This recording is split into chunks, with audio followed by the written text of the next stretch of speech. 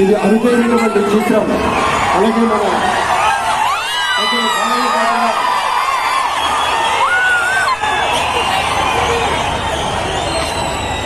Super star తలైవా రజనీకాంత్ వారి దంపతులు ladies and gentlemen మనస్ఫూర్తిగా వారి సినిమాలను అందుకుంటూ మన బాలయ్య బాబులకు పరిచయం చేస్తూ ముందుకు వెళ్తూ ఉన్నారు. వేదిక మీద అందరినీ పేరు పేరున పలకరిస్తూ రజనీకాంత్ గారితో ప్రత్యేకంగా మాట్లాడుతూ ఉన్నారు.